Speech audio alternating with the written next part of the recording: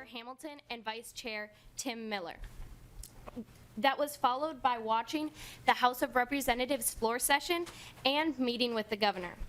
And last night, many of you were there, we got to have a reception with elected officials and leaders. And today, we just finished up our own committee hearing, and we're here with you now. The best part of the conference so far has been learning all these different tools that I know I will utilize way beyond this conference. And one of those was learning about how to be an authentic leader. And one of the surprising things that I learned or hadn't really realized before was just how much of a sacrifice this is of your time, and that you do that for the people of Minnesota. So I'm so grateful for that. Thank you. Thank you. Again, state your name for the record and begin. My name is Keegan Zimmerman. I'm from the Red Rock Central FFA chapter in Lamberton, Minnesota, and I am a junior. Mr. Chair, members of the committee, as Martha stated, we have learned many things on this ag policy experience, and one of the things that we got to do is participate in our own mock committee. So we just got done with our own mock committee where we discussed some of the bills that we submitted for review. Some of the topics included soil management, ag education in schools, property taxes, ag media, and wolf management. And we chose 6 of those bills that we each submitted to discuss in our mock committee. We each had 30 minutes. We had 2 teams, and we each had 30 minutes to discuss the bills, 3 each, and we only got to 1 in each committee because we had such a developed conversation about each bill. So in the first 30 minutes, we discussed the property tax reduction bill that one of our members proposed. So we discussed things about farmers in having to pay for school referendums more than members of the school board or members in town that participate in the school. So we had really developed conversation on this topic, and we spent most of our time on this topic for the first session.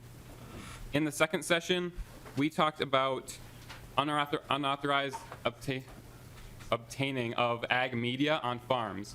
So one big problem that we see is ag media that is escaped into the public of abuse of animals that isn't always representative of farmers.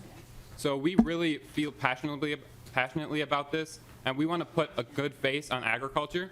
So we feel passionately that agriculture should have a good name, and it shouldn't be legal that media is obtained through not legal ways. There should be a good face on agriculture, and the media that is bad should be presented immediately so that these problems can be addressed. These are the 2 main topics that we addressed, and because we were so developed in these conversations, we did not get to the other 4 bills, but it was truly a good experience that we all learned a lot from. Welcome to the legislature, right? So, Mr. Zimmerman, do you live on the north side or south side of Lamberton?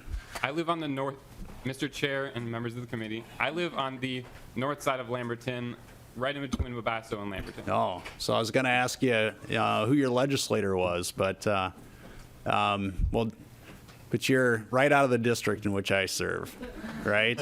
Yeah. So you're almost my favorite. No, I'm just teasing. I'm just teasing. We do have some questions. Vice Chair Miller. Mr. Chair, thank you. I don't have a question, but a comment. I want to commend. I sat in on the mock committee hearing before this, and I want to commend all of you for the incredible work that you did. I was very impressed. You vetted down the bills down to what you thought was most important to talk about. And Mr. Chair, I can tell you that the bills that they were looking at were pretty much the things that we're discussing in this committee itself for other committees. I was impressed with the discussion that you had, the questions that you have, and I commend the teachers and the other people that supported you in it. I thought that this was an overall great experience, and thank you also for having us last night, and then myself and the chair yesterday. Thank you. Thank you, Representative Miller. Any other questions or comments from the committee? So, well, this is a fantastic way to start off the year. Thank you so much for all that you do and for your testimony, and I hope you guys come back and see us sometime again. Mr. Chair, I do have Yes. one more item of business Please. to discuss with the committee. Okay?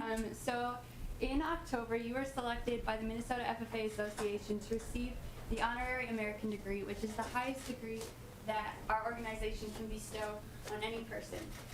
So we would like to thank you for your continued support of not only the Minnesota FFA members, but also all of the members on the national level. for your continuous support and your work in all the committees that you've done. So on behalf of Minnesota FFA, we would like to thank you with this.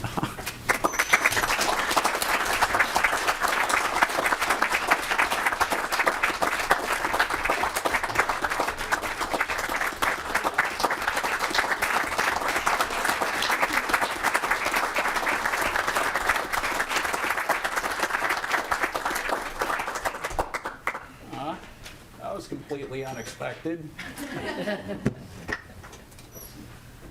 Huh.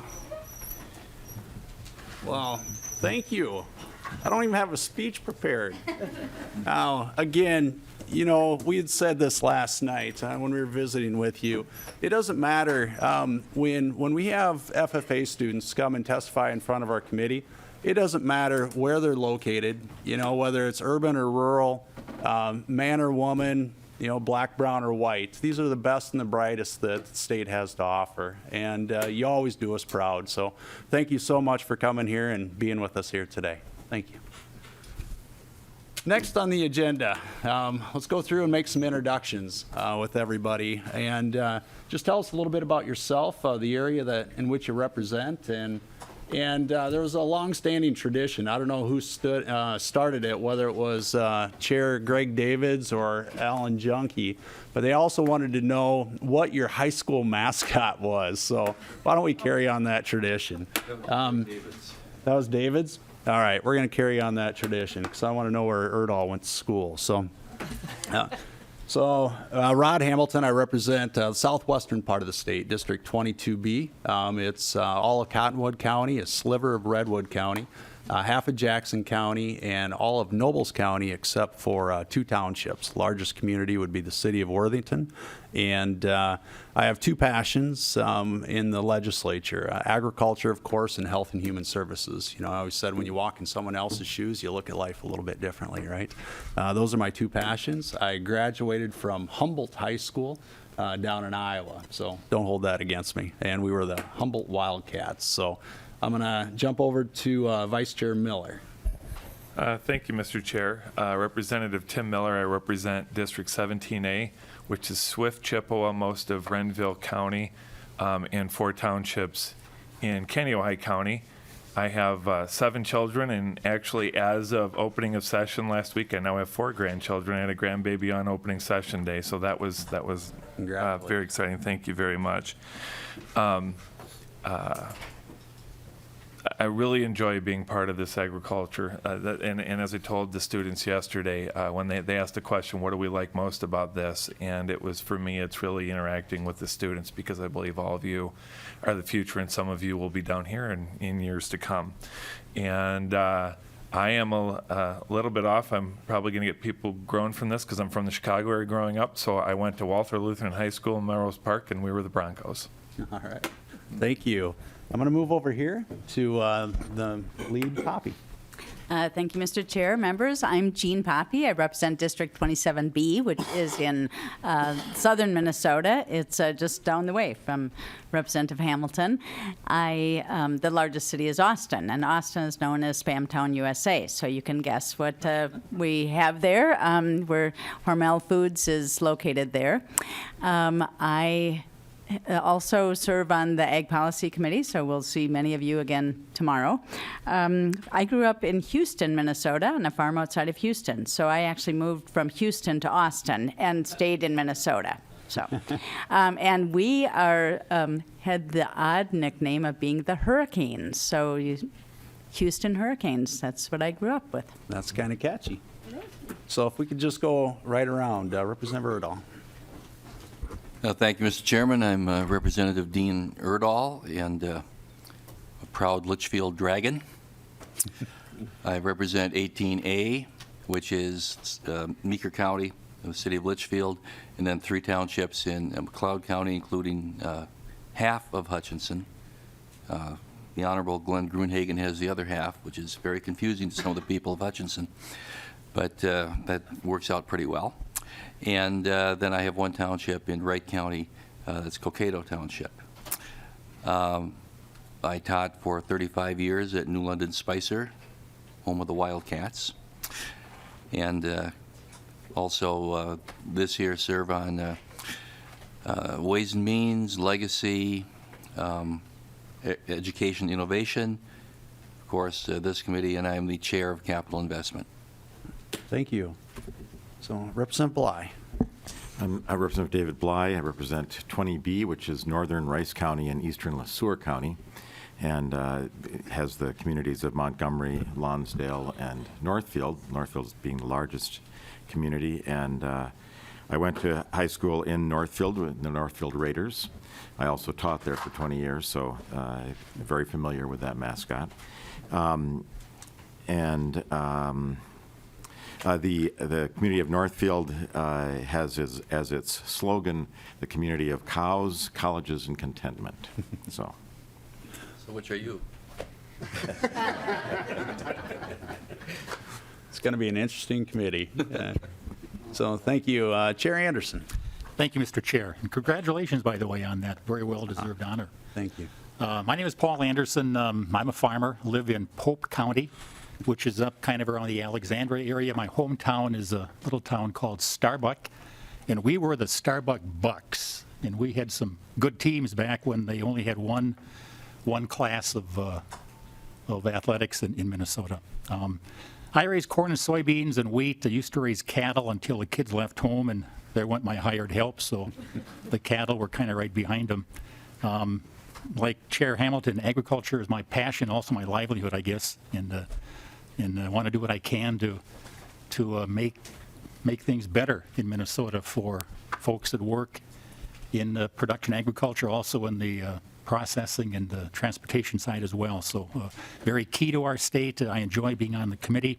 Oh, I represent the eastern half of Pope County, the western part of Stearns County, and I just found out yesterday that my district, I guess, has more dairy farms on it than any district in the state, and we're going to be coming up with some maps to show the number of dairy farms in the state. But Stearns County is a real juggernaut in terms of ag production, and I also represent 4 townships and a couple of precincts, the city of Alexandria in Douglas County. So glad to be here. And I'll never get used to rush hour down here, especially when the snow comes, and it can be a mess down here. But good to be here, and good folks on the Ag Committee, and welcome to all of you. Thank you. Representative Johnson. Thank you. I'm Clark Johnson. I live in North Mankato. I represent District 19A, which is all of Nicollet County, a good chunk of Mankato, and Kasota in LeSueur County.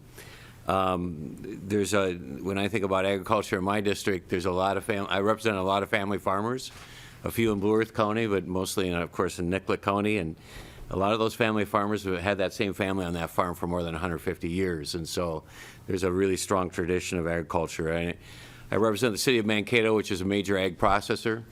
And we're proud of a recent effort called Green Seam, which is an effort in south central Minnesota to give some focus to agriculture in its many facets in our region, and hope that you get to learn about that a little bit. I also I see Joe Spentek here from Minnesota Soy, and the pork producers both have their state headquarters in my district. I attended Fargo South High School, and I was a Bruin. Thank you. Representative Green. Thank you, Mr. Chair. My name is Steve Green. I'm from District 2B. I represent all of Monoman County, most of Becker County, bottom third of Clearwater County, and portions of Hubbard and Wadena and Otter Tail as well. Live in Monoman County, rural Monoman County. My hometown is Foston, Minnesota. It's actually in Representative Keel's district, but we were the Foston Greyhounds. Thank you. Representative Keel. Good morning. I represent District 1B, which is all of Polk County, all of Red Lake County, and most of Pennington County, aside from Thief River Falls, which Representative Fabian represents. I farm. I'm one of the few farmers here, and have the honor of being the only sugar beet grower in the area, and that is we are part of a cooperative, our farm, that is the largest sugar beet producer in the United States. I'm very proud of that fact, and so when you're enjoying sugar, it most likely came from Minnesota's American Crystal. Anyway, there are 2 other plants in Minnesota. Wapaton is in, Mindak is in North Dakota, and Renville. So, and the sugar is all marketed together. So, I also raise wheat and soybeans, and my son informs me we may start corn this year. Did it a couple years ago, and he wants to try it again. As long as it's not by my yard, I'm good. Otherwise, corn leaves in my yard are a pain in the fall. So, but that's okay. Anyway, and nice that it produces. So I'm thrilled to be here and look forward to an exciting year. Thank you. Representative Mahoney. I'll just say ash leaves are a pain in my, when they're in my yard in the fall are a pain, so. Yeah, the 25 bags of them every year. I'm Representative Tim Mahoney. My district is about 4 miles from here. I have spent the last 18 years not on ag, and it's going to be an interesting time. Good place to learn many things. The rural economy, I've heard nothing but complaints over the last while, so I figured this is a good place to learn about it. Well, we're happy you're here. Welcome. So, Representative Lean. Thank you, Mr. Chair, and good morning, everybody. My name is Ben Lean. I'm from District 4A, which is primarily the city of Moorhead. I do have one township just north of me, and I went to Moorhead High School. We were the Spuds, and so Representative Johnson, it's a good thing we're friends because Moorhead, Fargo, we'd be rivals otherwise. And Mr. Chair, I do have to say you're sharply and appropriately dressed today to get that award. I see you've got the FFA colors on, so good to be here. Thank you. Appreciate it. Representative Clark, we'll move over to this side. Hit the members. Thank you, Mr. Chairman. Yeah. Yeah, so I'm Karen Clark, State Representative in South Minneapolis. I represent 4 inner-city neighborhoods, and one of the issues that I've been really pleased to work with you, Mr. Chairman, and others on in this committee is the Urban Agriculture Bills effort, and I'm looking forward to doing that again this year. Thank you. Welcome. Yeah. Representative Eklund. Thank you, Mr. Chair, members. My name is Rob Eklund. I represent 3A, which is all of northeastern Minnesota. I have Coochin County, all of Cook County, most of Lake County, and part of northern St. Louis County. I'm a proud graduate of International Falls High School, the Broncos. That's where I still live. That's the largest city in my district. And with the size of my districts, I don't dare try to name all the towns because I'm sure I'll miss some of them. So anyway, our largest agricultural product is trees. 2 young ladies asked me how much wood we use in our paper mill last night, and I told them I'd have the answer for them in the morning. It's 2,000 cords a day, which turns out to be a little over 700,000 cords a year. So that's our agriculture product. And organic agriculture is getting to be a growing force in northeast Minnesota, so I will be interested in working on some of those issues. Thank you. Representative Barr. Thank you, Mr. Chairman. My name's Cal Barr. We're 31B. That's all contained in Anoka County, Ham Lake, East Bethel, Linwood, Columbus. We do have a little dairy. Most of ours is organic, I guess. There's a couple of organic farms that got recognized this year in our area by the Farm Bureau. My connections to agriculture, I grew up on a 1-cow farm, so any of you dairy farmers know exactly how many vacations you got with 1 dairy cow, and that was, I got a pretty good grip in high school from that cow. There was a beef cow that filled the freezer every fall and 1 calf, so it's basically the smallest family farm you could possibly come up with. And my continuing connection to agriculture is hauling finished product to market. I'm in the transportation business for the last 27 years, mostly beef, pork, going to the West Coast, and produce coming back to the central Midwest. All right. Thank you. Oh, and yes. I'm a transplant from Illinois, so my mascot was I went to the Stockton Blackhawks. All right. Thank you. Representative Hansen. Thank you, Mr. Chair, and my name is Rick Hansen. I represent South St. Paul, home of the Packers, that used to be the largest packing house and stockyards in the country. Now has one butcher your own Hmong Somali ethnic butcher shop, that would be a good tour, Mr. Chair. It's very close. Right.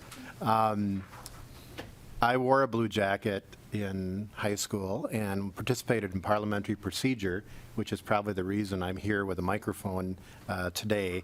The blue jacket doesn't quite fit anymore, Mr. Chair. I don't know what happened. I think they do shrink over time. I just want to let you know that.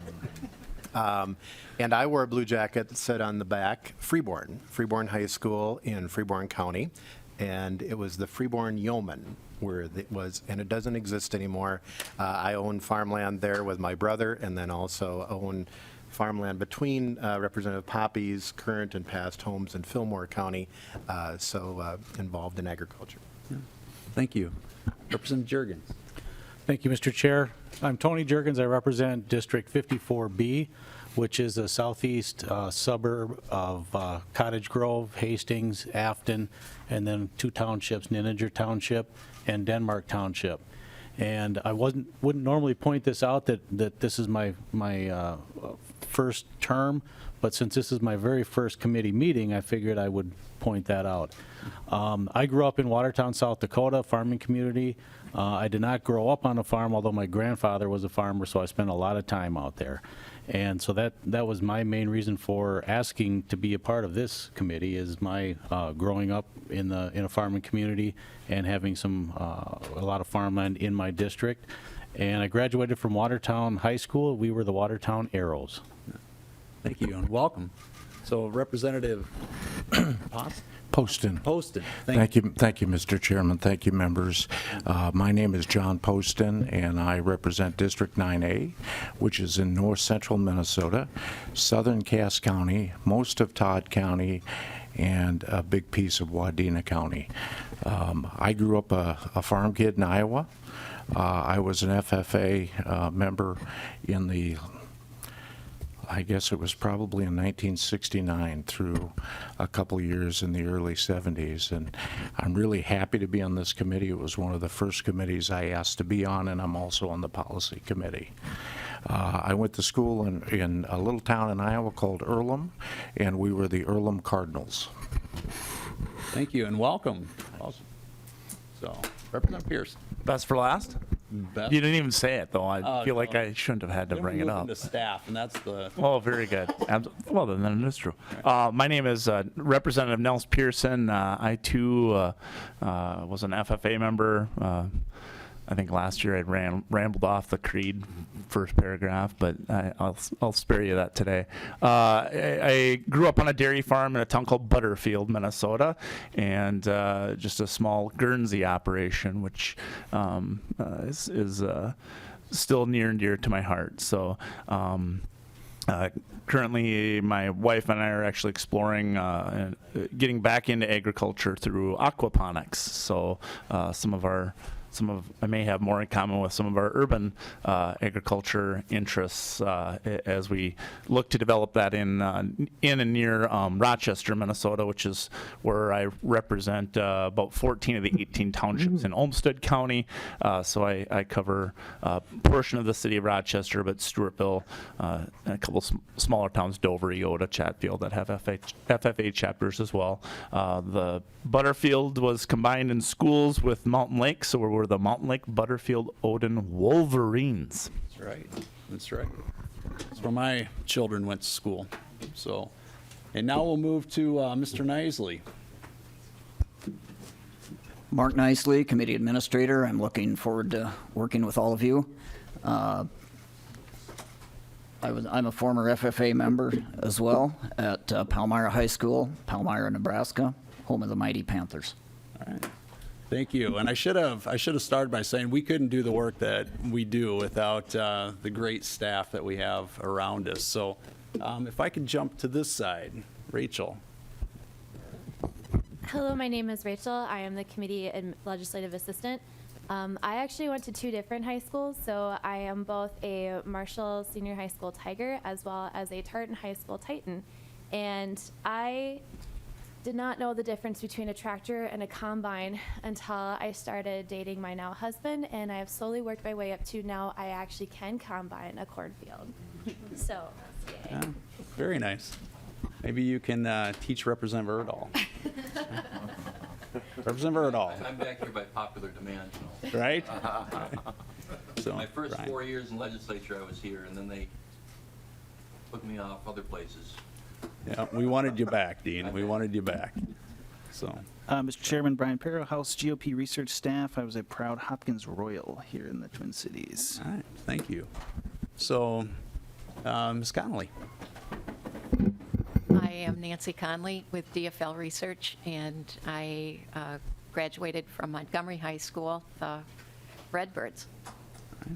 And any more those, what do you call those? Those events where you jump into the ice cold water? I saw the polar plunge was advertising, and I'm giving it some thought. All right. So every If year, anybody, if somebody wants to egg me on. I'm egging you on right now. Mr. Chair, I've done it the last 2 years. I can tell you that it would be wonderful for you to do it again this year. I'm not sure where you'd be doing it, but you should do it. Well, Representative Miller, there's a picture that'll surface once in a while of Ms. Connolly, so it's great with her polar plunge outfit. So I hope that my picture of my polar plunge outfit does not show up, Mr. Chair, because I had a bet last year that a challenge, if I raised $500 that I'd do it nothing but a Speedo, and I raised about $540. So we hope that picture doesn't. We hope that never surfaces. Mr. Chairman? I'm losing all control. Representative Erdahl. I might add that, I can verify that, Representative Miller did do the polar plunge because. Don't tell me you're there in the same outfit. No, I did jump in about the same time, though. I had him on the phone, and I was in Florida. All right, let's go back to introduction, shall we? So, Mr. Sullivan, or where should we go here? Mr. Sullivan. Good morning, Mr. Chair and members. My name is Colby Sullivan, and I work for the House Research Department. And like the chair and Representative Poston, I'm from Iowa. I graduated from Abraham Lincoln High School in Council Bluffs, and we were the Abraham Lincoln Lynx, L-Y-N-X. Thank you. Good morning, Mr. Chair and members. My name is Ken Savory from the Nonpartisan Fiscal Analysis Department here in the House. I grew up in the southern Connecticut, essentially, long story short, New York City metro area, and I'm a Shelton Gale, which is essentially a Viking. Very nice. Right? It was meant to be. And we do have and a page. Yes, can you introduce yourself too, please?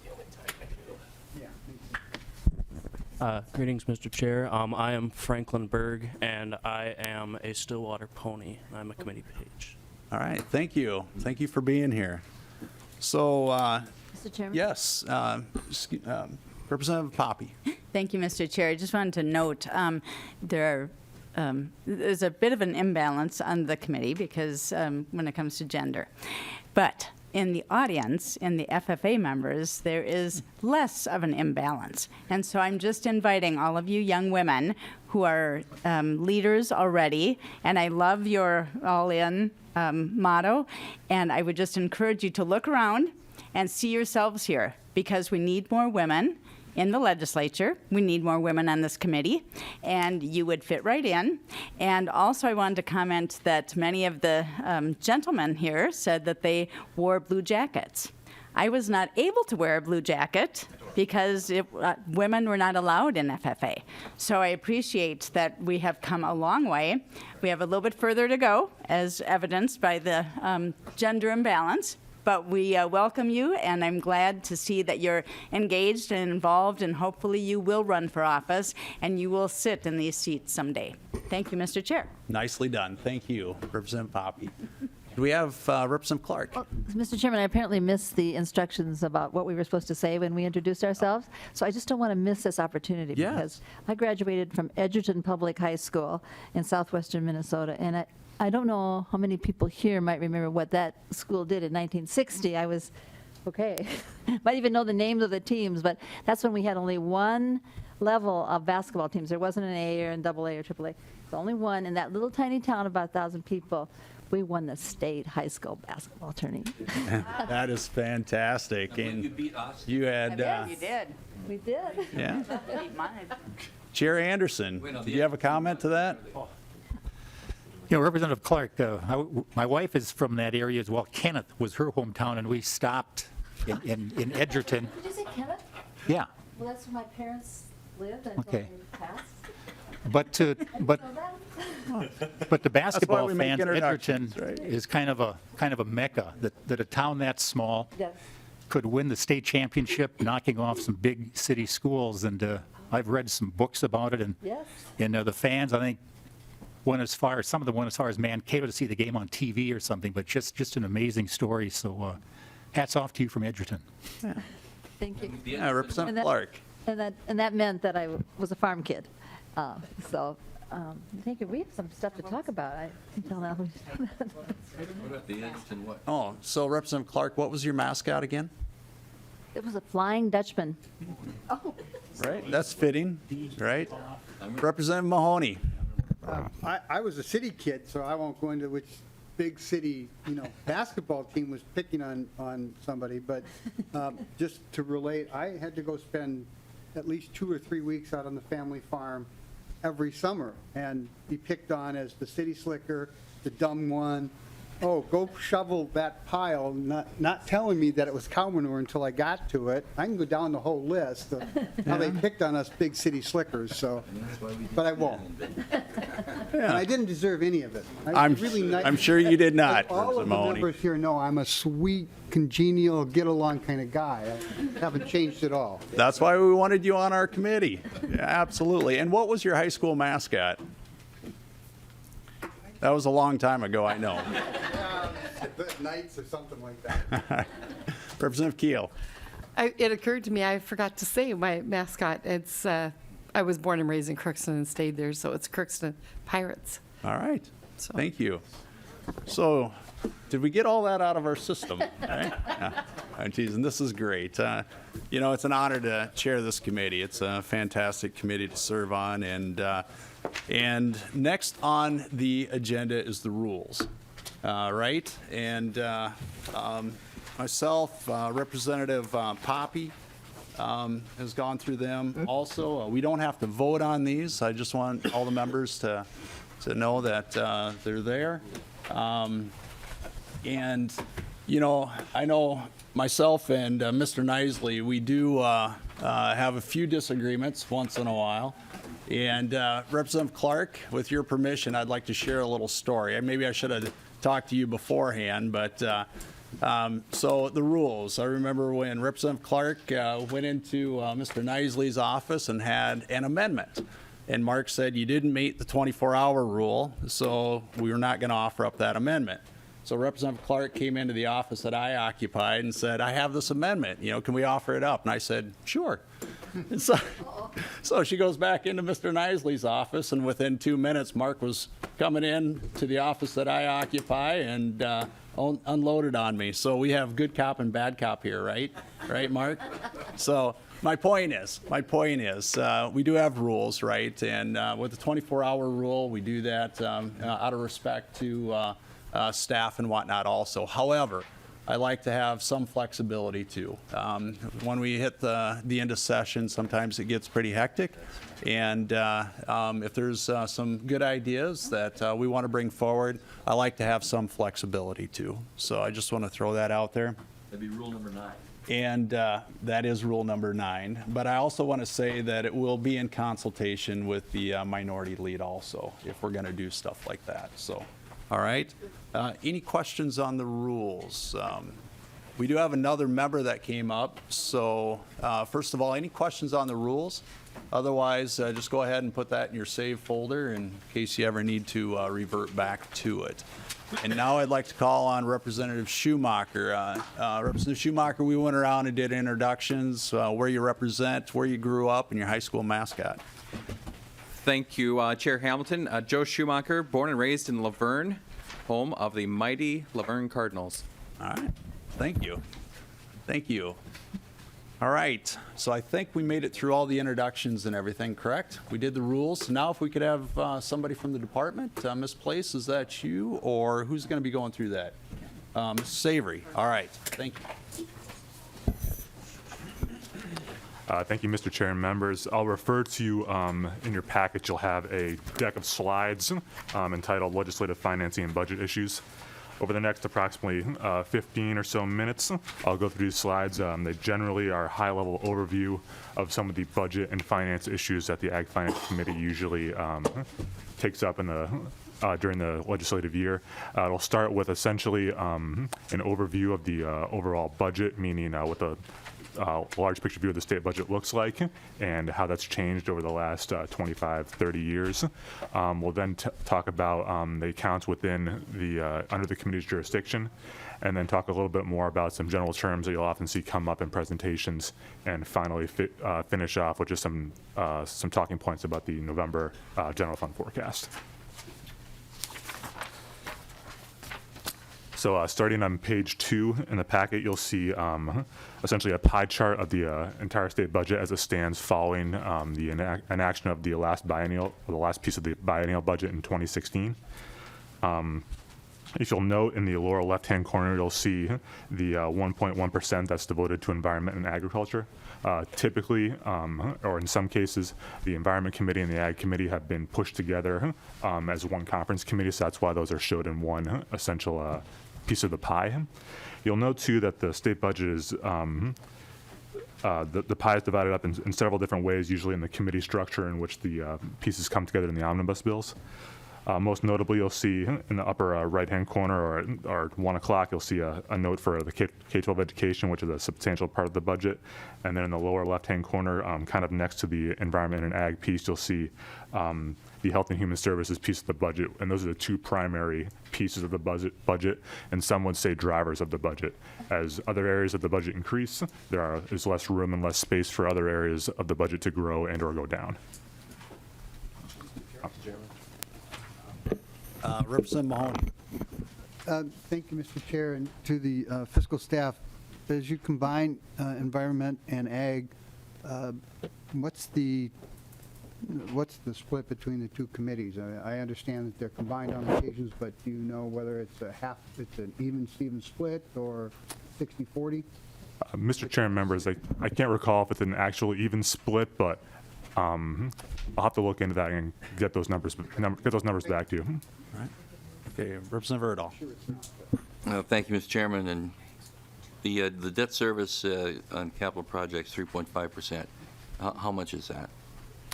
I am not sure how much, Mr. Chairman, members, I'm not sure how much exactly that is. I can get back to you with that specific number if that's helpful. All right, thank you. All right, thank you. Any other questions? Savory, please continue. Flipping over to slide 3 of the presentation, you'll see essentially the same pie chart, but a few years back. So this is the 06-07 biennium. And you'll see that the amount for agriculture and environment has stayed largely the same at about 1.3%. You'll see other pieces of the budget have either gone down a little bit or there's been some shifting here and there. The pie charts are generally comparable. The budget was organized in a pretty similar fashion back in 06-07. As you go back into the earlier years of the budget, you'll see that different parts of the budget were conferenced with different components back probably from the 1990s and earlier. So some of it is difficult to kind of break out and trace back. Flipping over again, you'll see kind of the final pie chart in the progressions. This goes all the way back to the 88-89 biennium, or 88-89 session biennium. And you'll see that pieces of the pie compared to the other two pie charts have changed. You'll see K-12 is different. You'll see health and human services is different. You'll see the overall number for the state budget is different. Just a comparison with that. So you'll probably notice too that back then there was no the way the House and the Senate were organized, it was kind of difficult to pull ag out. And this is one of the older graphs I had to go back to and pull back from a presentation from quite some time ago. And actually ag and environment, or ag in this particular case, is within the state government area. It's about 3:30, 4 o'clock, or sorry, on the other side of the clock. In the left-hand corner, about the middle, you'll see state government at about 4.8%. So flipping over to the next part of the presentation on slide 5, this is essentially a line chart of agriculture-specific spending within state government for the last handful of years. It goes back all the way from the 1990 all the way up to fiscal years 18 and 19, which are projections based on current law. And what I mean by that is if the committee decides not to change any appropriations upward or downward, this is the projection where the spending would go forward to in 18 and 19. And obviously there will be changes, I would suspect, as the year progresses, but that's where we are kind of right now. Representative Mahoney. Mr. Chair, would staff know what was the spike in 2001? But that looks like a $25 million spike, what that might have been? Representative Mahoney, I believe if memory would serve me correctly, that would be the beginning of the ethanol producer payments. Oh, okay. Yeah. Yes, Mr. Chair, you remember that correctly. Ethanol producer payments occurred from about 2000, 2001, or maybe a year before. I'll have to check the numbers on that. But that program did increase the overall budget area quite significantly over time. And as you'll see that, you'll see a peak in the early 2000s, kind of goes down over time, and then it levels off to where there are no payments as of right now. Additionally, to the representative's point, there are some other peaks and valleys within that. You can obviously see and kind of remember the state of the economy in 08, 09, 10, and 11. With that, there were decisions made to reductions in overall state government, and ag was definitely part of that. Additionally, you'll see there were investments made as we come out of the recession. And part of that, too, if you think about it, would be dollars related to avian flu. There were significant dollars put towards that in the last handful of years with regard to the avian flu crisis 2 years ago. You'll flip the page. I'll just remind members the various accounts within the ag finance area. So that obviously there's the Department of Agriculture, which includes the Rural Finance Authority, the Animal Health Board or Board of Animal Health, the Agricultural Utilization Research Board, or as it's referred to in this committee, AURI, and then also the Horticultural Society, which hasn't received appropriations from this committee in a handful of years, but often is a grant. They receive pass-through grants from the Department of Agriculture. So just a note there. Representative Hansen. Thank you, Mr. Chair. And I think as we go on, the Board of Animal Health would be an interesting, and maybe that's a joint thing with the Environment Committee. I just was seeing that there were 2 more positive deer found with CWD within the zone, and so the consequence and costs, public costs for dealing with this probably is something of an urgency to look at. Thank you, Representative Hansen. And Mr. Nisley is just informing me that he's in the process of scheduling that. So thank you. Any other questions? Mr. Savory. Mr. Chair, I'll flip the slide over to page 7, where I'll go over the agricultural finance accounts. So generally, or speaking generally, the committee will deal mostly with the general fund, which is the largest repository of state tax receipts in the state treasury. It's the fund we'll deal with most often in this committee, and the fund that most often that agencies will talk about when they talk about bills.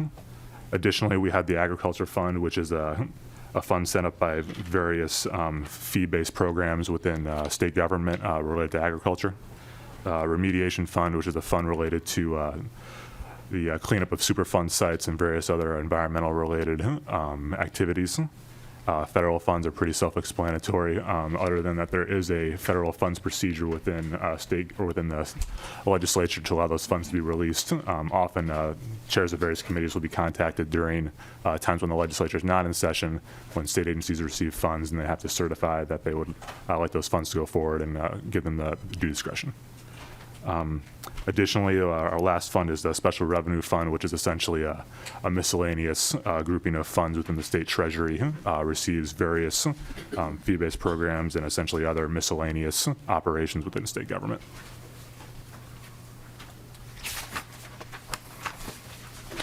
Flipping over one more slide to page 8, I'll just briefly go over some terminology we'll be using within the committee over the next handful of months. Most commonly, we'll be dealing with a direct appropriation from the general fund. And just a reminder, a direct appropriation is essentially an appropriation of general fund dollars or other dollars for a specific time period or a specific use within the biennium. So there'll be direct appropriations to all the agencies I just listed off, Department of Ag, Board of Animal Health, AURI, and that'll be the most common appropriation type we deal with. Additionally, we'll be dealing with statutory appropriations. Statutory appropriations are a little bit different in that they're within state statute. Therefore, if the legislature, or in particular this committee, does not decide to change those appropriations continue as if nothing has been changed. So if the committee decides not to touch certain statutory appropriations, they will continue ongoing as they normally do. Most of these statutory appropriations in this committee refer to appropriations made to the department for fees, things of that nature. I'm sure the department in their budget presentation will go over a little more fully how those statutory appropriations work and what is contained within them. Flipping over to page 9, one final appropriation type that we sometimes deal with in this committee, but it's not very common, generally referred to as an open appropriation. It's a form of a statutory appropriation where the level of funding necessary to fulfill the obligation is made available in the fiscal year. So meaning that, think about items like something on a formula basis for K-12 funding, the amount of appropriate dollars needed to do that function is appropriated on an ongoing general basis, open basis.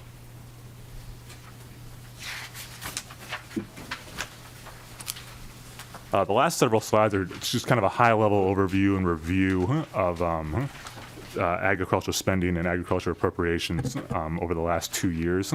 So the state's on a biennial cycle, meaning they budget for 2 years at a time. So we'll start with a 2015 session overview. Generally, these charts are really kind of easy to read in that there's a left-hand side which contains all of the agencies in which the committee or the state legislature has appropriated dollars. Moving across the columns, you'll see reference to the February forecast, the most recent forecast before the legislature makes decisions about budgeting. You'll see what the base was, so where the budgeting level starts. And then you'll see the enacted, kind of what came through conference committee and the final bill before it was given to the governor and then signed. Most notably, it's really interesting to if you look at the third line down, you'll see the avian flu response. So there was approximately $22 million appropriated in the 2015 legislative session to deal with the avian flu. 16.4 million of that went to the agriculture area. And it's not really comparable to any kind of part of the budget because those funds kind of sunset and were one-time dollars and eventually changed in later sessions. Representative Mahoney. Thank you, Mr. Chair, and I'm wondering if staff, I don't know how many new members are here on the committee, but I'm just wondering if staff could provide the spreadsheets from last year's budget and the itemized pieces to the budget. So maybe it's a good exercise for freshmen, and it's a good information for people who've been around a couple of years. Right. Appreciate getting that from you. Thank you, Representative Mahoney. Mr. Chair, Representative Miller. Thank you, Mr. Chair. Just real quick question. You said on the avian flu response, the total was about 22 to 24, and 16 was allocated to this. So where'd the other money go? Maybe I'm misunderstanding the total amount. Where'd the other money go? Mr. Savory? Certainly, Mr. Chair and Representative Miller. There were a variety of state agencies that received an appropriation for avian flu dollars. That 16 million is the chunk that went to within this committee. For example, the Department of Health, the DNR, Department of Public Safety, and the University of Minnesota all received dollars. So just kind of a list of other ones. And as Representative Mahoney noted, I can send spreadsheets to get a better detail of that if members are interested. Yes, and Representative Mahoney, well, the entire committee, we're going to be doing a deeper dive in all this when we have the Department of Agriculture coming up as well, in future meetings. Chair Anderson. Thanks, Mr. Chair. This committee, under your leadership, did a lot of work 2 years ago funding the work against the avian influenza. And it's my understanding, talking to some turkey folks last night, that a wild duck was found tested positive in Montana just the last couple of days. So I think there's some concern again, but we're in a lot better shape. I think if anything were to develop again this time, the state is more prepared, but it's something I think we need to be aware of, that there are outbreaks around the world, and one as close now as Montana, so we have to be aware of that. Thank you. Any other questions? No. Mr. Savory, please continue. Mr. Chair, I would just point members to the fourth column in that chart on page 10, just the percentage changes over percentage changes from the start of the biennium or the start of the legislative session to the end of the final bill.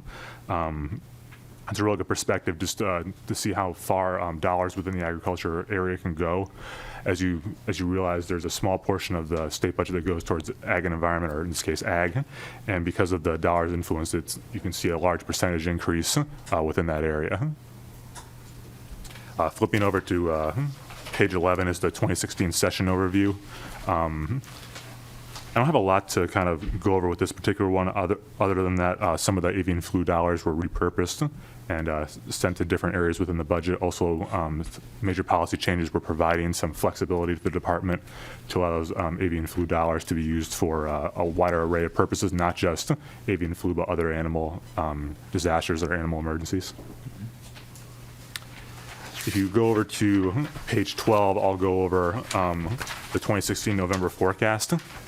I won't go into this in too much detail. I'm sure some of you have read quite a bit about the November forecast and where we are as a state budget, but just in this particular spreadsheet, just focusing on the agriculture area, we don't have a lot of projected or forecasted programs within the ag area. Therefore, those numbers really haven't fluctuated very much. I would draw members to the middle column for 18 and 19. That's essentially the base for our budget area within agriculture finance.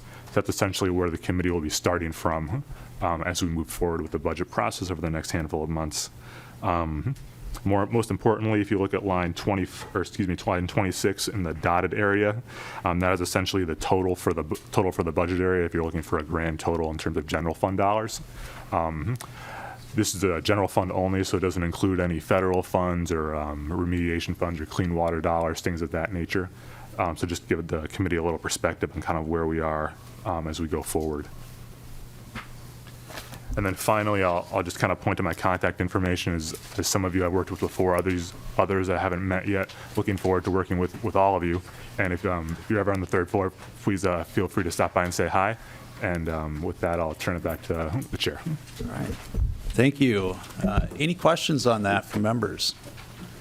Anyway, Representative Johnson. Yeah, thank you, Mr. Chair. Mr. Savory, my question is on the last spreadsheet, line number 5. Value-added products made a leap in the November forecast. Can you explain why? Mr. Savory. Savory?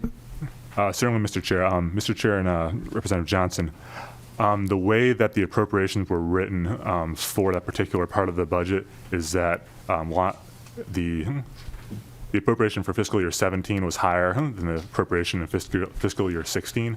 Therefore, the appropriation for fiscal 17 carries into the next part of the biennium. For example, when we often talk about what the tails look like, meaning the out years of the biennium, this is just the out years of the biennium increasing as a larger part of the budget transfers from the last year of the last appropriated biennium to the year we're in now. So the appropriation, I believe, was for a specific program was like, say, $4 million. And the last year of the biennium was $8 million. That $8 million, the higher number carries forward. So it tends to increase the tails or the next biennium. So I believe that's the effect of what we're looking at now. Representative Johnson. Yeah, thank you, Mr. Chair. My follow-up question is, can you describe for us what is included in that line? So value-added, Mr. Chair and members, value-added products, I believe, is the Agri part of the Department of Ag, and also the new Ag Research and Development Board that was put forward in the last biennial budget in this committee. And I believe appropriations in that particular area for the biennial, but for the new board, were somewhere in the neighborhood of, one moment. We're approximately $12.9 million. And that was the split I was talking about, in which the first year was approximately $4.5 million, and the second year was approximately $8.5 million. So that 8.5 carries forward and therefore inflates or increases the next year of the biennium. Representative Johnson, follow-up? Okay. Representative Mahoney. Thank you, Mr. Chair. What was the new program that was created, Mr. Chair or the fiscal analyst that, I didn't hear the name, so I was just trying to. Yeah, it is, those dollars were invested for productivity research. Money's going to the University of Minnesota to focus on ag production or productivity. And like Mr. Savory said, initially the first investment was right around $4 million, and then it started ramping up. So it's $8 million per year.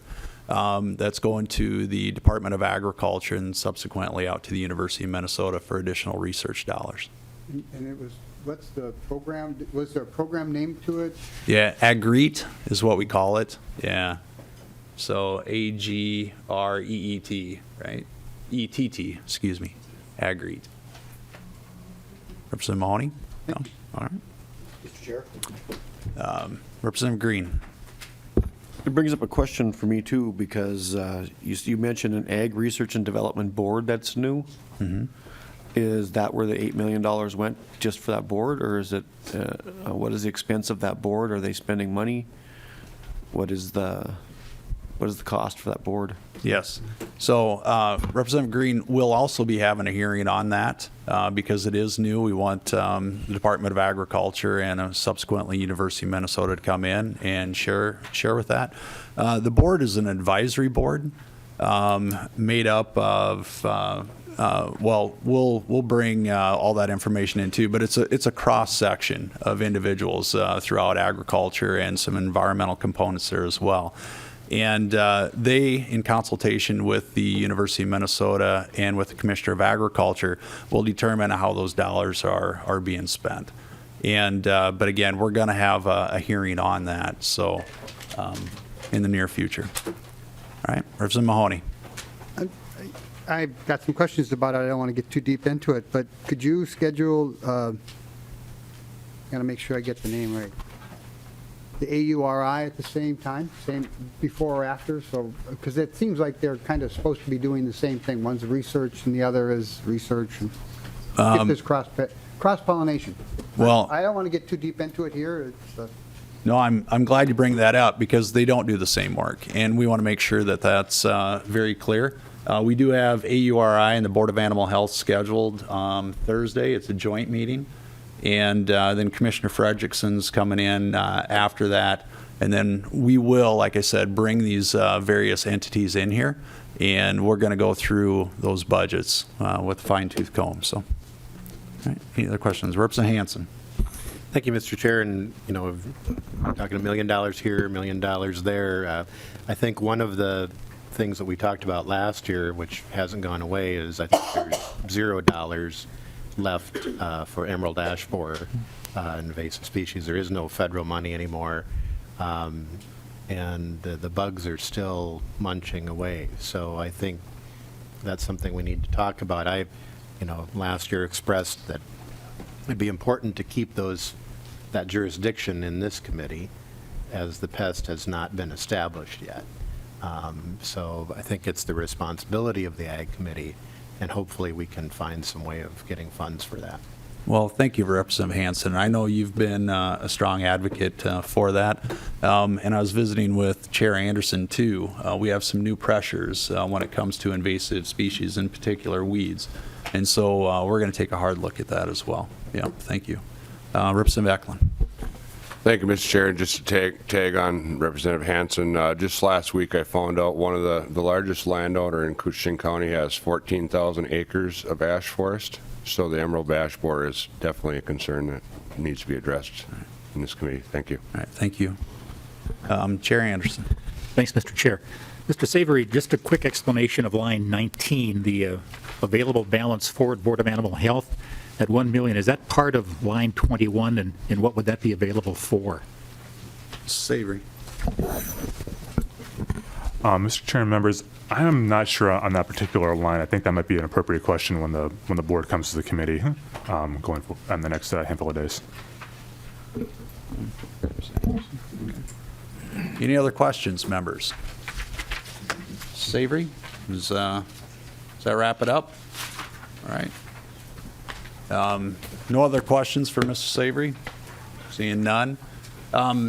moving forward, like I said, I gave you a little bit of a roadmap here. We do have a joint meeting coming up to focus on AURI, Board of Animal Health, the MARL program, and others. On Tuesday, January, is that 11th? Or 17th, excuse me.